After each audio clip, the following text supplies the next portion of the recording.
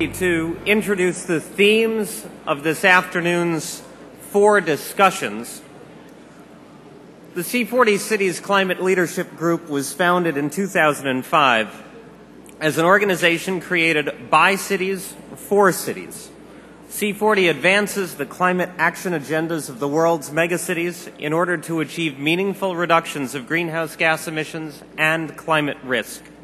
With 59 participating and affiliate cities, C40 mayors lead 550 million people around the world and roughly 20% of the world's GDP. The C40 assists cities in 3 ways. In peer-to-peer interactions, where we foster connections among mayors, trading soccer tips, but also working very hard on climate actions. We work at all levels of city officials, not just mayors, but commissioners and directors and staff who do technical exchanges and work together on specific tactical problems. We provide direct support, city directors and technical experts who advise cities around the world on their problems and are able to consult with experts that we can bring in.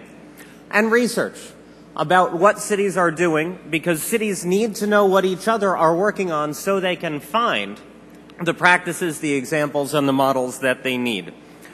Today, of course, you've heard our most recent piece of research, which you should have in your hands, what we call the Rio numbers, 248 million tons of greenhouse gas equivalent that the C40 cities are already on track to reduce annually by 2020, and the potential to reduce 1.3 billion tons in 2030. This afternoon, we'll explore, the reason that cities can have such power is because mayors control a large portion of what is important on climate action. In the fields of transportation, waste, energy consumption, and water, mayors around the world have the power. 87% of mayors around the world control city streets. 63% control transit agencies. In other areas, mayors control 60% of the world's landfills, and 53% of mayors have control over wastewater treatment systems.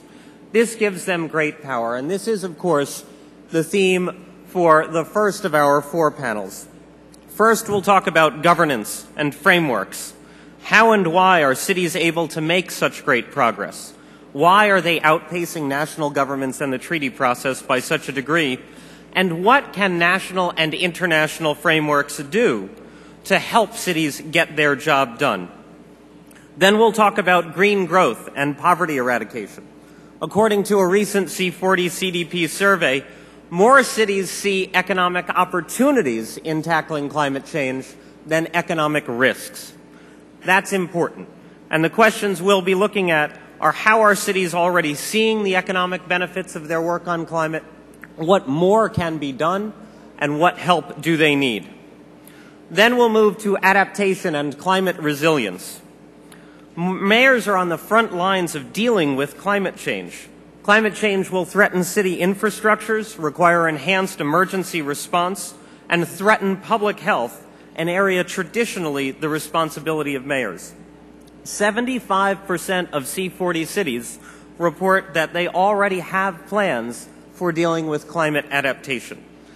And in fact, the cities of Asia and Africa are leading the way on this issue. This is not just an issue being addressed in developed countries. This is indeed a global challenge.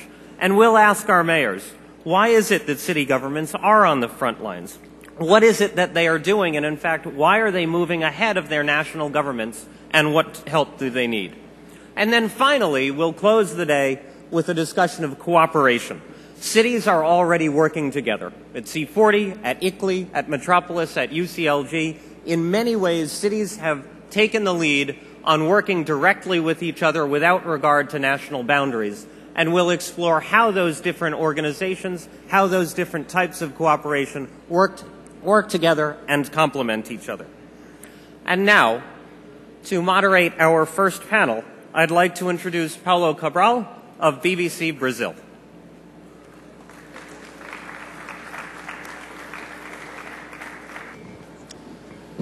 So thank you very much for being here at this panel, and thank you mainly to the mayors that will take part here.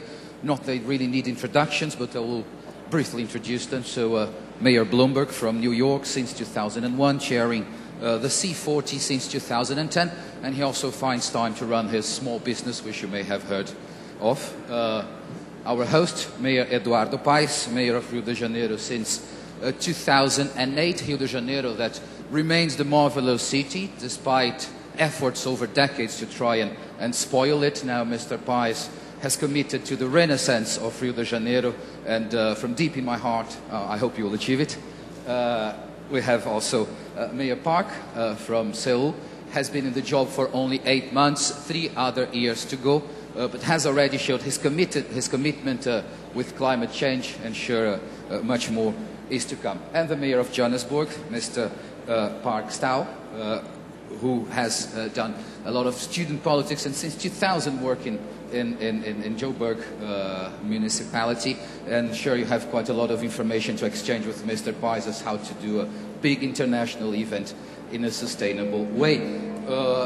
I also have some experience with big cities. You know, I was born in São Paulo, raised in São Paulo. I lived in Rio for a few years. I lived in Cairo for another few years. Also lived in Washington, D.C., went quite often to New York to have fun. And I believe many of you also are in that position, and it's great to live in a big city. I mean, all the kind of information and things that you can do. But I bet you also have the feeling I have sometimes of waking up and asking, is it really worth all this? I mean, is it really worth being with 12 million, 15 million people stuck in the city, taking traffic to go to work and not having time with the family, and hoping that when we retire we're going to move to somewhere quieter? So what I'd like first to ask you briefly to set this is it even worth it? I mean, is it possible to have a sustainable place with 12 million people living in it, 6 million people, 8 million people? Is it even possible to manage such mass? Mayor Paes would like to start, our host. Okay, let me try to say that. I really do believe that cities are a fantastic thing. I mean, that's why people move together. Cities, say 30, 40 years ago, they were seen as a big problem. I mean, we used to spread people around. Concentration was seen as a terrible thing. And fortunately, these days, I think we see that first, cities are a reality, and this reality became a reality because people want to be together. I mean, it's amazing if you have nowadays 7 billion people living in cities. That means 7 billion souls, 7 billion hearts, 7 billion passion. I mean, the change between people, it's a great thing. So I really feel that there's no doubt that cities are going to be the future because people like to live together. What is the challenge? I mean, what do we mayors have to do? What national governments have to do? But what do we deal every day with? Is this what you said? I mean, there are solutions for problems such as traffic. There are solutions for problems just as waste management. But we need to take action. I mean, when we come together here today and we announce some things, and we announce things that mayors are already doing, what we're saying is there are solutions, and organizations like C40 and the library that was launched today, what that means is that we have the possibility of changing information. So I can use good experience from New York, I can get fantastic experience from Seoul, I can get other experience from Johannesburg. I mean, New York and Seoul are a little bit richer probably than Rio and Johannesburg, but I mean, there are some cheap solutions that can be taken, actions that can be done. So I think cities are a fantastic place, and that things can get better in cities. That's up to us. Mayor Bloomberg, I want to go in a bit too far. Do you see a limit to the size of an ideal city? Well, it's a question of how good the government is. I don't think there's any structural limit. You can manage a very big city well, and you can measure it poorly. You can manage a very small city poorly, and you can manage it well. Cities are where the intellectual capital gravitates to. And intellectual capital more and more as the world changes and we become more globalized and technological, is what's required to succeed. Diversity is another thing that you tend to find much more in cities than in rural areas. And diversity is what keeps the pot boiling. It's what makes it exciting. It's what keeps you from doing the same thing repetitively as it becomes less and less effective. It is the immigrants that walk in and change your cuisine and change your culture and change your language and change your religion and change how you behave. They're the ones that keep us on our toes. New York City is only 235 odd years, technically 400 years old, but the country's 235 years old. And it is because of the immigrants from around the world that we have been successful. And I've always thought if my company was started in any other city, we would never have been able to attract the best and the brightest. And in fact, the city's business strategy is not to try to buy jobs, buy companies, giving benefits to companies to come, locate, stay there.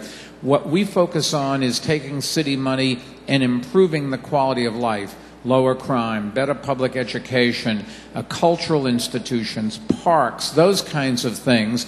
And so if you want to start a company, the place you have to go to get the people that are going to make you successful are the cities. And I think that is a trend as we go into this technological world and globalized world with better transportation, communications, it's going to be more and more true. And in fact, if you go, at least in the United States, and certainly in like upstate New York, to the rural areas, one of their big problems is the young kids, when they get out of school, they don't want to stay there. They want to go to a more exciting place. Some will not succeed, some won't like it, some will go back. But the trend is clear, and I don't see any in the foreseeable future how to stop it, to the big cities. The question is, can the mayor, and the mayor keep them safe and make sure people can get around, the transportation isn't so clogged up? Can we keep having a tax base? And there's always the populist issue versus the helping business. Getting that right, and it's probably different in each city, is the key to whether or not that city will succeed. But cities as a group are where the future is. And, Mayor Bloomberg, it's interesting what you say about the diversity in a big city, something that you can see in any of this metropolis. I mean, you just walk into an underground in New York, you're going to listen to at least 5 languages being spoken. And so if we talk about climate change and the actions needed to fight climate change, do you think, is it possible to communicate effectively across, all this diversity in the city? You have poorer people with some problems, richer people, immigrant communities. How can you connect to all the millions of people in a city? Our experience is that immigrants that come to our city in many cases are as well, if not better educated than people who've been living there for a long time. We attract people who have the courage and the interest and the knowledge to leave everything that they grew up with and knew and come for something different. It's risky, it's hard work, it's not easy, but the kind of people that do that are exactly the kind of people you want, and they understand that the air they breathe today, the water they drink today, the quality of their food, the safety on the streets, these are things, forget about climate change 50 years from now, these are the things for themselves and their children right now, and one generation from now, their grandchildren. And I've always thought this selling climate change is difficult. 50 years from now doesn't mean anything to anybody. To me, I'm going to be dead. But on the other hand, my children and grandchildren and me today, that's where I care really in a personal ways about our environment, and that's the ways to really make change.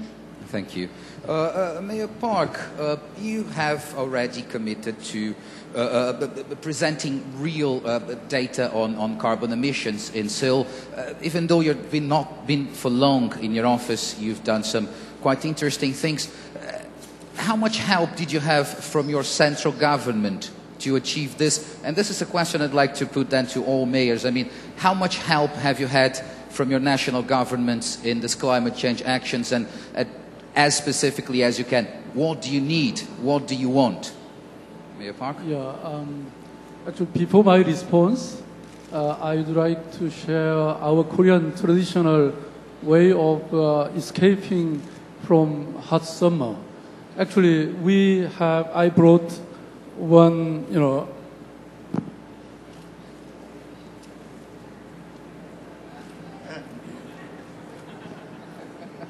traditional fans, like this. We can cool this room. We should spend so much electricity, but with one fans, we can get along the summer without being hot. So in this way, I think to restore the traditional technology in meeting the challenge of climate change, sometimes it can be a good way. So from now on, I will speak in Korean. Please translate it. 중앙정부하고 이 지방정부의 관계는 굉장히 밀접할 수밖에 없다고 생각합니다. 특히 한국의 경우에는 이 지방도시의 자치 권한이 상대적으로 약하기 때문에 굉장히 그 중앙정부와 협력이 굉장히 중요하다고 생각합니다. 예컨대 이 태양광의 경우에도 이 중앙정부의 이 발전 차액 보전하는 시스템이 굉장히 유용한데 그런 면에서는 이 서울시 정부와 중앙정부와 긴밀히 협력하고 있습니다. Yes, I believe that the central government and the local government should maintain a very close relationship and cooperation. In the case of Korea, many local governments' autonomy is relatively weak, so it's very important for the central government and the local government to cooperate with each other, especially in the field of photovoltaic energy and solar energy is where we can see close cooperation between central and local government. 그렇지만 제가 이 시민사회 활동가 출신이기 때문에 훨씬 더 그 시민사회의 협력, 민간의 협력을 얻는 것이 굉장히 중요하다고 생각하는데요. 그래서 지금 예컨대 서울시의 경우에는 그 에코 마일리지 시스템도 도입해서 지금 현재 한 50만 명이 스스로 참여하고 있지만 조만간 100만 명 정도로 늘릴 생각이고, 특히 최근에 제가 취임 이후에 시작한 이 원전 하나 줄이기 운동을 통해서 2014년까지 200만 토호를 줄인다. 다시 말씀드리면 서울에서 대한민국에서 가장 큰 원자력 발전소 하나를 줄이는 것을 목표로 하고 있는데, 이것은 중앙정부와 더불어서 시민사회가 함께할 그런 일이라고 생각하고 있습니다. Yes, I used to be an NGO activist before I was elected as the mayor of Seoul, and so I believe that it's also important for us to have cooperation with the NGO, the citizens, and the civic society as well. Actually, the Seoul metropolitan government is implementing an eco-mileage system among citizens. Currently, 500,000 citizens are voluntarily participating in this eco-mileage system, and we hope to target more than 1 million citizens to participate in this eco-mileage system. After I was inaugurated as the mayor of Seoul, I also pursued a very unique project, which was reducing one less nuclear power plant, and we hope to reduce 2 million tons of greenhouse gases by 2014, and this will be very important in our efforts for climate change action. And so to sum up, I believe that it's very important for us to have cooperation between the local government, the central government, and the civic society as well. Can I make a comment on that? And just to make the discussion a little bit noisier. The thing is, we all come from different countries. I mean, Mayor Kasabi, who is here, is from Brazil. There are a lot of mayors from Brazilian capitals here. What happened is the system, the model of distribution of the tax is different in every country. I mean, I'll speak on the case of Brazil. We had a constitution after democratization, 1988, and I can say on behalf of the country, especially of the mayors, that there is a very strong concentration of money in the central level. And can you imagine, Brazil is such a diverse country, such a huge country. It's a continental country like US. So, I mean, the reality of a city in the north of the country, Rio Branco, in Acre, for example, is completely different from the reality of São Paulo or Rio. And what does that mean? I mean, when you concentrate money in the federal level or in the central government, that means that usually the policies that are built in the central level, first, they are far from the reality of the people. I mean, there are no polls in the world that you can get that can feel the pressure of the people right into your eyes. And the second thing is that it's impossible to a country, for example, Brazil, to build like a kindergarten financed by the federal level. There was a policy that changed, so that's a good example. But a few years ago, we had a policy that the kindergartens that was going to be financed by the federal government, they needed to be at least 10,000 square meters. I mean, that's easy to get in Rio Branco, Acre, but if you go to São Paulo or Rio, you're not going to find a 10,000 square meter area to build a kindergarten. So I really do believe that because of the responsibilities of mayors of cities, it's important to put the money that comes in the hand of the mayor so we can take decisions. What about in South Africa? Well, our system of local government in South Africa, in fact, our system of governance is institutionalized intergovernmental relations, meaning that we are able to, through institutionalized mechanisms, develop programs at a local level that are binding for government to finance. When we develop integrated development plans, which are the municipal plans for development, these plans are certainly binding on national government in terms of how they finance the programs on local government. That has enabled us to be able to develop programs of sustainability and climate change, and therefore through the intergovernmental financing system, get governments to finance the programs that we're implementing. We are responsible for the collection of at least 75% of our overall budget, with government subsidizing the other 25%. Another commitment government has made was when we made the decision to introduce a demand-side levy in electricity. We designed that levy to enable us to invest in climate change initiatives, in reducing demand on electricity and ensuring reliability of supply. Now, to introduce any new levy, you require support from national government. And our application was to go to national government and say, these are our targets in relation to climate change, these are our targets in relation to demand-side interventions. Therefore, we need to introduce this new levy to enable us to make the investment. And government necessarily gave us the authority to proceed with the new levy that we introduced so that we're able to make the necessary investments.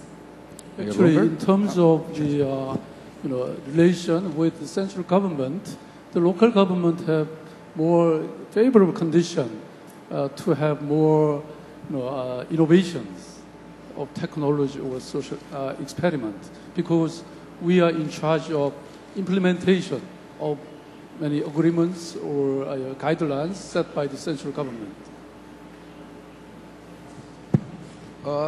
Also, not only at a national level, Mayor Parks, but also at an international level. I mean, we have Rio Plus 20 happening now, and so during the Rio Centro, the representatives of national governments, while the cities are also discussing this here, but not there at the center stage. My question to you, and if anybody else would like to comment, do you think that the international system has been taking into account the demands of local governments, of cities that actually know what's happening on the ground? I mean, in the end, people live in cities, not in countries.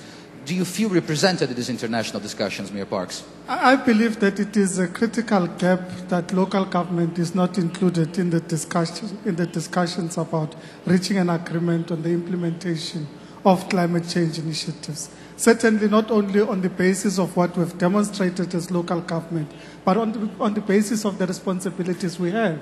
We have the responsibility for solid waste management. The bulk of municipalities are responsible for electricity distribution, public lighting, and a whole range of areas that have a direct impact on climate change, on CO2 emissions. Therefore, the exclusion of local government in the main negotiations and the non-recognition of local government as a government player I think is a major gap in the international system of negotiations. And I think through today's initiative and through today's announcements, there's demonstrable evidence of local government making direct commitments and direct interventions that are able to address the issues that face us. It doesn't always need us to be sitting in major fora making agreements. It's about ensuring that the critical role players are in there making the decisions and are able to make the direct commitments that are able to get action done. And I believe that it remains a major gap that local government is not included as a government role player and therefore as a critical role player in the decision making, but also in the implementation processes. Mayor Bloomberg, why do you think big cities have managed to go so much further than national governments in terms of their commitments as to what to do on climate change? Well, mayors are responsible for providing services. We used to have a mayor many years ago, Fiorello LaGuardia, who said there is no Republican or Democratic way to pick up the garbage. Mayors get judged by the local press every day. There's no ambiguity. You stop crime or you don't stop crime. You educate the kids, you don't educate the kid. You clean the street or you don't clean the street. The traffic flows or the traffic doesn't flow. At other levels of government, they work on more of a theoretical policy level, and what they really do is redistribute wealth. That's why they're there. Some you can agree with, some you don't necessarily, might not agree with, but that's what they do for a living. And every level of government is always going to protect their power. They want to get reelected, so they want to be the one making the announcement and getting the credit for something that happens, even if they had nothing to do with it. They want to make sure that their level of government doesn't lose power, because then they don't have the ability to either stay in office or move to a different level of government, one that maybe pays more or has more power. And I think some things are certainly best left to federal governments, not only to fund, but to actually run, and a good example of that would be national defense. Nobody suggests that every small town or state has its own army, or that let me rephrase that, the armies that we do have, nobody suggests they should focus on areas outside of their jurisdiction. We all have small armies, you can call them police departments, but they're paramilitary or military organizations. And I think the question is, when it comes to the environment, when it comes to a lot of these things, even education, unfortunately, the only people that can deliver the services are the mayors, but in order to fix it, you have to go outside the boundaries of your jurisdiction. No one city can have its own immigration policy. Typically, that is something that is done nationwide, although if you look in the United States, New York City is very pro-immigration, and there are parts of the country that have become sadly anti-immigrant. Guns, we have very strict gun laws in New York State and New York City, but it's easy to carry a gun in from a neighboring state. We don't have borders between states where you could police. So the trouble with the environment is that most of the action takes place at the city's levels, but there's some that you can't control. If a power plant is upwind from you and is spewing crap into the air, and your kids are going to the hospital with asthma attacks, how do you stop that? Only a federal or a state government can do that, and they are more in control because of the geography of people who live in very different ways than people in the cities, much less dense, different economics, different education level, and so you would expect the federal governments and the state governments to be a little bit more conservative and a lot less less willing to take action. But the four mayors here don't have any choice. Every day, if this mayor doesn't do a good job, everybody knows it, and they're going to go after him, and that's true of all four of us. And that's not true of a legislator who can say both things and get away with it, because they never get down to the specifics. We have a joke. Richard Nixon once said, or at least is alleged to have said, that when he was running for president, he had a secret plan to end the war. And if you have a secret plan to end the war, I don't know how to know whether it's right or wrong. By definition, you can't tell me, and yet you're asking me to vote just on confidence that you have it. And I think that's a lot of what legislators do, particularly at a state and federal level. They have a policy to balance the budget, but they can't tell you what it is, because if they did, they wouldn't get elected. Mayors don't have any choice. Mayors, you do or you don't. I'll go back to, I think with the mayors got some support here. Yeah. I brought my whole family along. Yeah. But again, I want to go, you try to push a comparison between what's happening here and what's happening in Rio Centro, which is the conference place where chief head of states and head of governments are discussing the final document for Rio +20.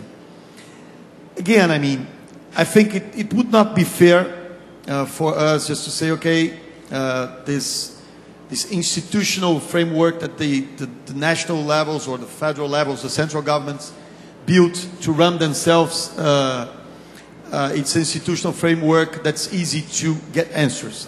Come on, when you have to get 200 people together and they have to agree on every comma and every period. First thing I want to make clear here, as a mayor, I don't want to get into a framework like that. That would take us too long to make decisions, especially if you are living the everyday life of people in the problems that we're having and we're facing with environment. If we take a while, as I said here before, Rio +40, I don't know if we're going to have all the quality of life that we have today in Rio. So I think what happened here today when Mayor Bloomberg came representing all the mayors, there's a bunch of mayors here. I see here Mayor Micala from Natal. I see the former mayor of São Paulo, José Serra now. I see Kassab, the actual mayor, the nowadays mayor of São Paulo. We need to get things done. So the example of today, it's like, let's take action. We cannot wait for the institutional framework that was built around time, a long time to make decisions. We cannot wait for them to take the decisions, and then we will decide what we will do. We just need to act now. If you have an institution like C40, getting a bunch of important mayors together, then you can make decisions as we're making today. Let's move it. Let's do it. Yeah, and we as mayors are totally duplicitous. If you think about it, we want the federal and state governments money, but we don't want them interfering in running our cities and making decisions. That may not be fair, but that's really what we want. We have a joke in America, don't ask for something you don't want, you might get it.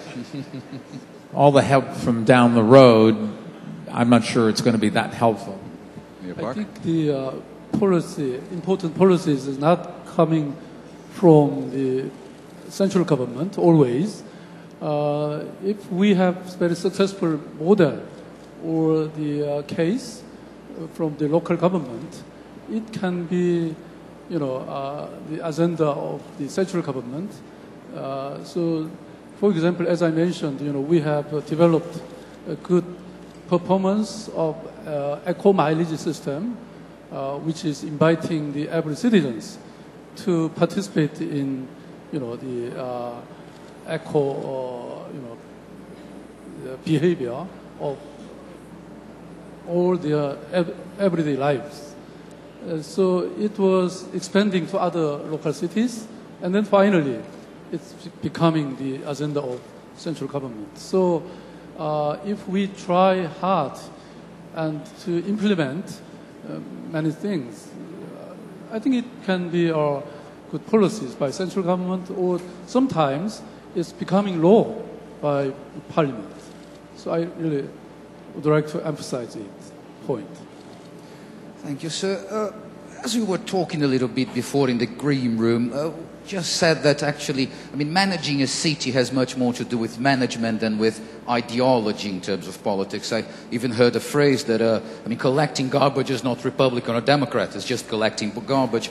But at the same time, Mayor Park, as we were chatting, we got to the conclusion that you four gentlemen here have almost 40 million people under your municipalities. That's more than some countries. So my question is, to what extent, do you play this? Because you do yield considerable political power. Being in Brazil, I know that both you, Mr. Pais, and Mr. Kassab do have considerable political power. So how do you play that? when does politics interfere in management? When does management interfere in politics? And how do you harmonize these two things? Anybody would like to start that one? Well, let me start. Ultimately, we have a responsibility to interface with our respective governments to influence the processes that are happening in negotiations. And those negotiations must respond to the direct needs that we have. I mean, Johannesburg hosted the World Summit 10 years ago, and there are some issues that have not been agreed since 10 years ago. So the process of negotiations sometimes is certainly frustrating, but we have a responsibility to ensure that there's agreement so that the agreement is able to translate into practical action that takes place at a local level. At a local level, ultimately, when there's a flood, you can't blame a negotiation that's happening in some World Summit. The mayor has to be there, has to resolve the problem. When there are issues of increased intensity of rain like we're experiencing, we can't say, well, we're waiting for somebody to provide a solution. We have to provide a solution to our communities on a daily basis and respond to their issues. And that's about practical action, but we have to counterpose that with the reality of the institutional mechanisms that are available at a national and international level. If you were to plot, for example, carbon funding over the past 10 years on a world map, you would see that the African continent is underfunded from a carbon funding point of view. It has to do with the way in which the agreements are reached, the institutional mechanisms that are in place, the institutional capacity of local and national governments at a country level, and certainly in the municipalities to take advantage of the agreements that are being put in place. So there has to be equity, there has to be an acknowledgement of the fact that you have local governments, they differ in terms of their capacity and capability, and they require to be able to intervene in a way that's practical. Now, you have to do practical action at a local level. You don't have a choice but to intervene, but you certainly do require the support from your national government, both in the international system as part of an agreement of global good governance and multilateralism. We think that it's important that you're part of the system so that the system enables you to take responsibility collectively in the world about our contribution to emissions. Emissions impact on the whole world. They don't impact on a municipality. You can't reduce global gas emissions to a locality and say, well, the impact is on my municipality, CO2 in my municipality is this. The impact is global. Therefore, our actions are about acting at a local level to influence global interests, but certainly there's a global responsibility to what happens at a local level. The Vice? Yeah. Okay, I think Mayor Bloom, when he spoke about it, I mean, he gave the perfect expression. I mean, there's no conservative or liberal view on collecting garbage. I mean, I think that's the most that everyone follows American politics. So we all understood, but there's no left or right. I mean, when you have to deal with the everyday life of people. And this is becoming more and more like that. I mean, being a mayor these days, it's like managing, I wouldn't say a company, but because it's much more complicated probably. But you have to make decisions the whole time. I mean, you gotta get things done, because imagine something. I mean, we usually take care of education. I mean, kids. So when I started as a mayor, it was the beginning of 2009. There was a kid that lives in a slum in Rio, a favela, that was 10 years old. Now, my last year of administration, this kid's going to be 14 years old. If I don't do things right, I mean, what in education, what will that mean to the life of that kid? I mean, from 10 to 14, they did not get a good education. I mean, I said to that kid, if I don't do things right, if I waste time ideologically thinking about something, about education, what that means is that I said to that kid, you have no right for a future. You cannot make anything of your life. You are stuck to be poor for the rest of your life, for your entire life. So we have to make fast decisions. I mean, the schools, they need to be open, and the teachers, they got to be there. I didn't even say any example about health, because then people would die if we don't deliver the service. So again, being a mayor, obviously you have policies that you can think, you can discuss a little bit more, but there's no ideology on taking decisions every day. I mean, you just got to get things going and working. I couldn't agree more. In fact, we think of parties when we talk about it as having ideologies. And I can only talk about America, but we have a party that represents more minorities than the other, that 60 years ago was the party that was the most in favor of maintaining segregation. We have a party, the party that Abraham Lincoln started, who freed the slaves in America, ended a disgraceful period in America, that today is much more to the right.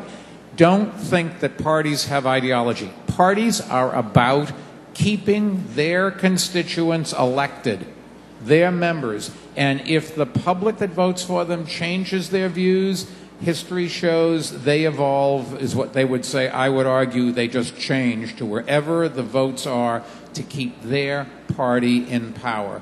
And that's what it's all about. And then you wonder why they don't focus on doing what's right. You have to come up, if you don't believe me, if you don't agree with me, you come up with a good reason why any rational elected official would vote to continue policies that are going to leave their kids breathing dirty air and drinking polluted water.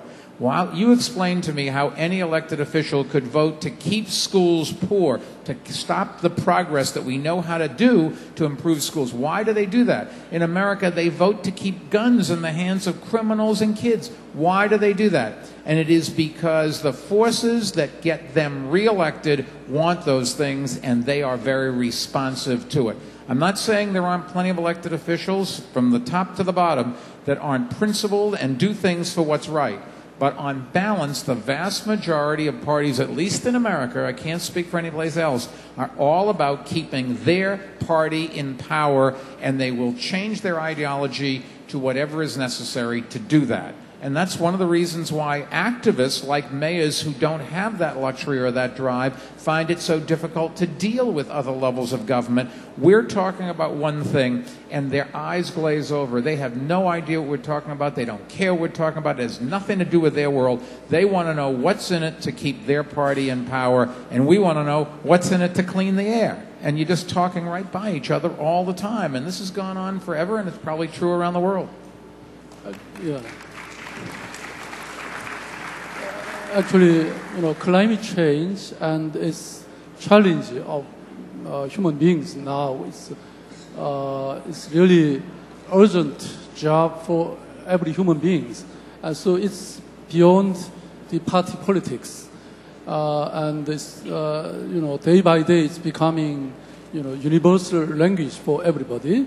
To strengthen our effort, against the climate change, I think I should, emphasize the importance of public awareness and education.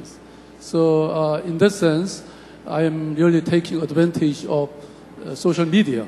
So, in my case, I have, 500,000 Twitter followers.